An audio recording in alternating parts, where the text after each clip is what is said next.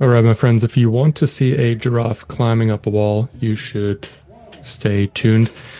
I'm going to do a little 25.3 recap, play-by-play, commentary-ish of my one and only attempt. I started with 5 wall walks. The plan was to be as efficient as possible, take as few steps as possible to get to the wall, and as few steps as possible to get back. You see here, especially in the first round, it's pretty easy to hold a good pace and to stick with, I think, 5 steps to the wall and 3 steps away, because on the way back, you basically just flop down and hope that you're not going to break a toe. After the first 5 wall walks, you go back to the rower. You had 50 calories on the rower, which I think takes me, in this case, a little bit over 2 minutes. I was holding, I think, between 1350 and 1450, maybe 1500 calories an hour. You see I'm unstrapping my belt here because I could not breathe at all, even though it was very loosely. I used it or plan to use it later for the deadlifts and for the cleans, but as you will see, that did not work out as planned. Now, because the row here takes a little while, I'm going to talk you through my plan going into the workout. Since I'm 6'8", this was a workout that I initially got excited for because there's a total of 100 calories on the rower, and it is probably the station where you spend the most time on, depending on how your barbell cycling is. And you can make up a lot of time when you're a tall athlete and you're a good rower. So the plan was to just, as I said, stay as efficient and smooth as possible on the wall walks and don't take too much rest. So I wanted to finish the station before, get to the wall, get the first wall walk out of the way before I even think about resting, and then take 3 breaths between every rep and then get into the next rep, which worked pretty well for the first 3 rounds. Towards the end, you will see me lay there a little longer than I wanted to. And for the barbells, since I haven't done any deadlifts or any like barbell cycling per se since November, since I hurt my back, my plan was simply to stay with singles. I'm not gonna mess with any eccentrics on the deadlifts and risk to blow my back out for an open workout that I'm not even gonna submit a score for. So the plan was to do singles all the way. You will see that this plan went pretty much overboard like fairly quickly. We're down to the last 2 calories here on the rower. I think it was around like 2 minutes 15 on the rower. I was far ahead of everyone else in my heat. And we're going back to the wall, going down and get the first rep out of the way. That's a pretty cool strategy that I learned from Scott Panchik, that you can rest in between reps, but you never rest in between exercises. You get the first rep out of the way, and it puts you in a right mindset and not spend too much time thinking about how bad you're hurting.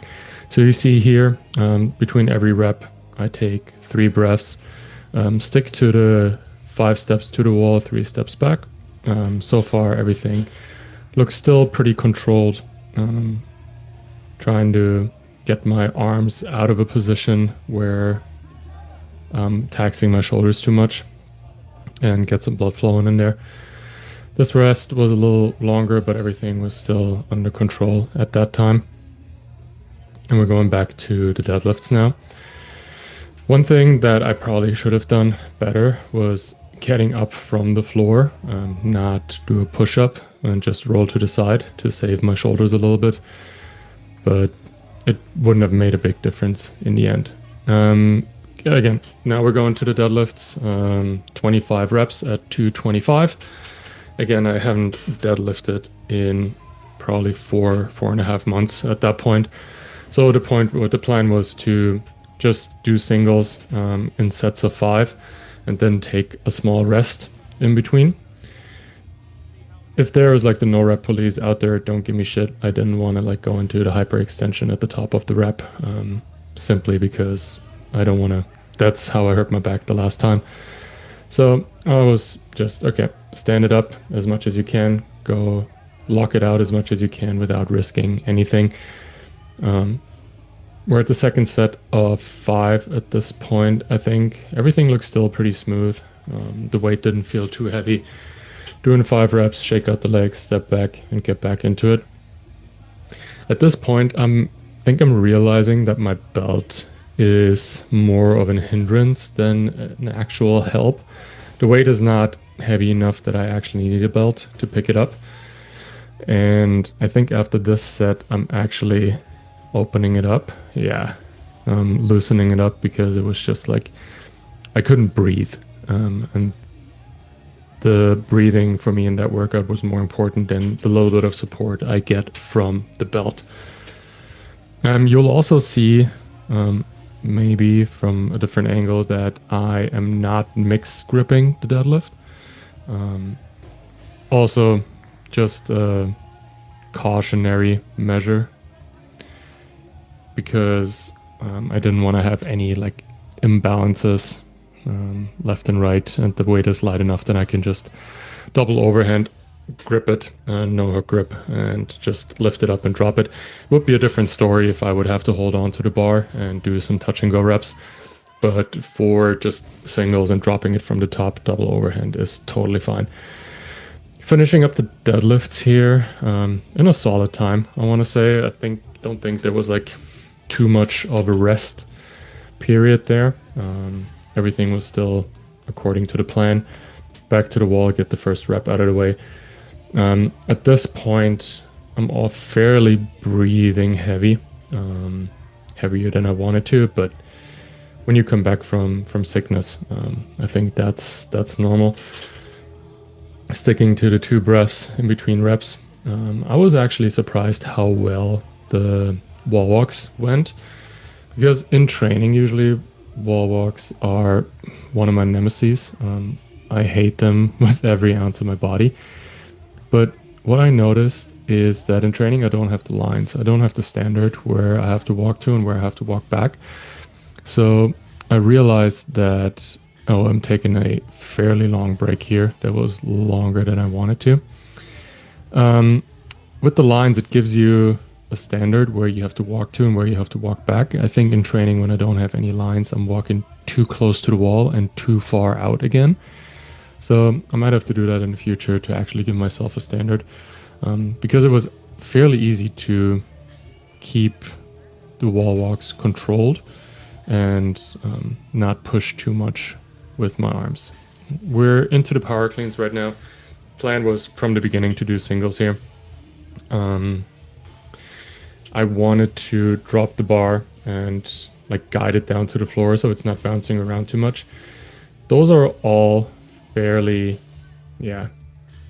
gray area reps. If I would be in a competition and if I would submit a score here, I would probably move a little more intentional and a little slower and stand up the reps a little clearer for the judge, so he doesn't have any ground to no rep me. So after the first 5 reps, we are already with our hands on the knees, which is never a good sign. Still sticking to the singles here, sets of 5, and then taking a break. Form is not great. I wish my chest would be a little more up when lifting the bar and not have it as rounded.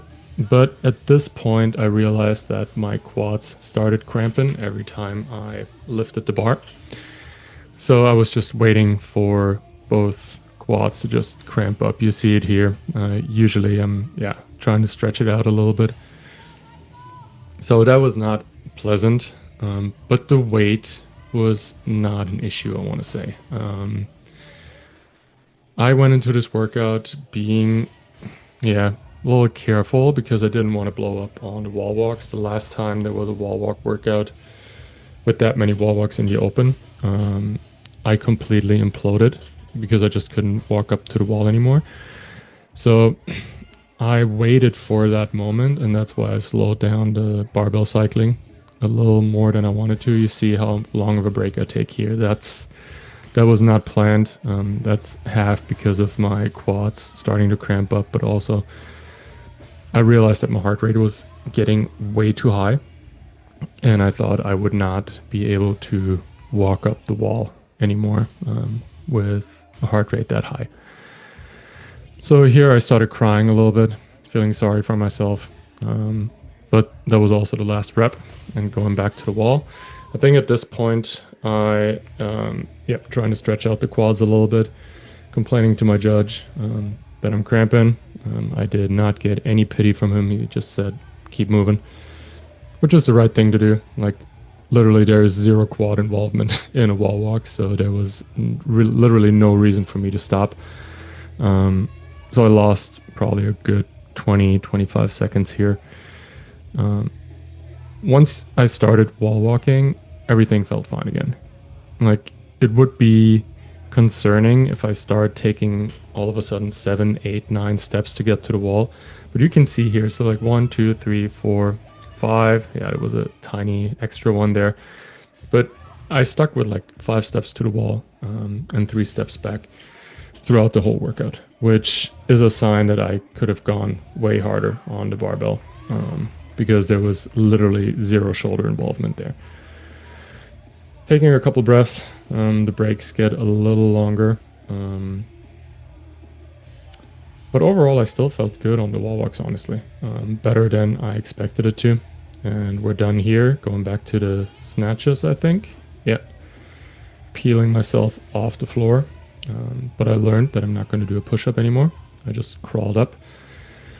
So the plan going into the snatches was to do a set of 5 touch and go and then see how I feel. And then maybe do more touch and go, do singles. But at this point, I was hurting pretty bad. So my plan went out the window. We stuck with the 5 touch and go in the beginning. Form is horrendous. I already felt it while I did that there was a lot of press out at the top. And at this point, I had enough of my belt. It was basically just in the way.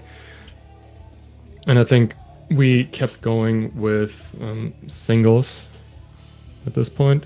Yep. Trying to get the bar down a little bit.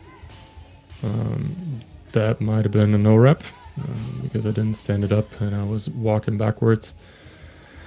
Sticking with singles. I could have probably done touch and go. I think I do a couple more sets of touch and go later. It was just, I didn't really want to hurt in this workout. Again, if I would submit a score and if I would actually care about if I would actually be on the leaderboard for the Open, I would definitely redo this workout because I could probably shave off another 2 minutes. I wasted a lot of time on the barbells here. Like, I wanted to stick to sets of 5 and then all of a sudden it got into like sets of 2, sets of 3 where I started resting in between again. Here I did a sets of 2 touch and go out of nowhere. If you can do some touch and go reps in the middle of a workout like this, I could have done touch and go like through the whole set of 25. Like, the weight was not really heavy. And I think in my head what went on was that I was concerned that the pressing out that I did in all of the snatches would affect my last set of wall walks. And it was really like the last thing I wanted to happen was to be stuck on the floor at the wall and not be able to get back to the rower in time. So I think that was what was going on in my head. I have like, I think 2 reps left or 1 rep left. Yeah, that was a bad rep. I think I almost hit my judge in the head with the barbell there. That's why I pushed him away. So my judge was very gracious with the reps here. I think there were like 2 no reps on the snatches that weren't called out. If you want to give me shit for it, go leave it in the comments. I don't really care.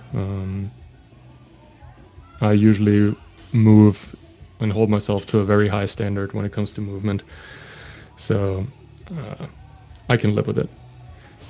Yeah, so here my plan to get right into the wall walk reps went out the window. Right now it's just about surviving and trying to get back on the rower.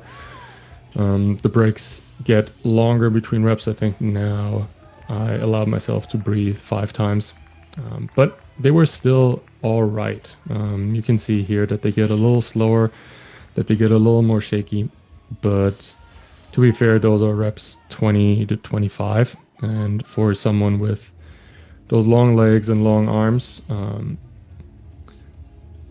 and whose strong suit are definitely not wall walks, I think we did pretty well.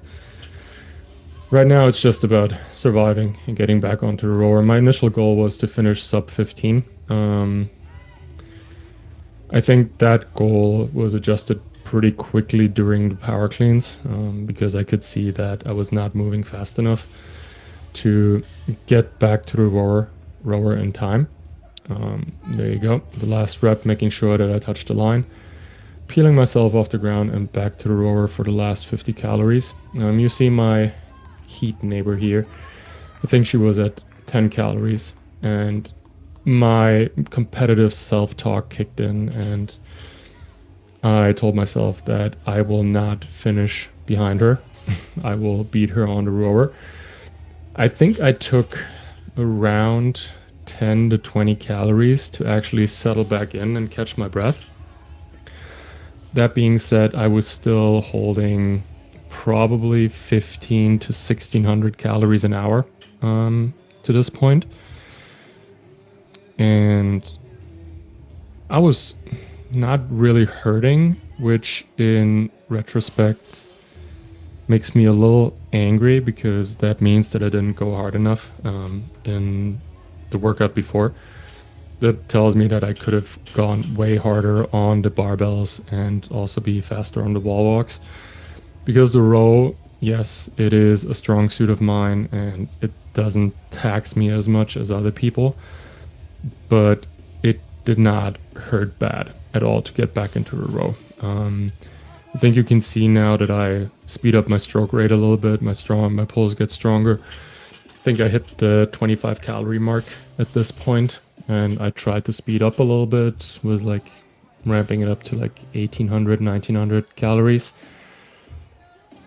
And you will see once I hit the 40 calorie mark, I'm really gonna grip it and rip it. There you go. We speed up the stroke rate. I think we were up to like 35, 36, 37 strokes per minute, and was holding up to like 2600 calories on the rower. Again, if I would have gone hard in the workout before that, they wouldn't have come that easily. The last row was like done. The last 50 calories was done. We're done in 1.5 minutes, I think. So if I would redo the workout, I would probably go harder, much harder on the barbells, not allow myself to rest.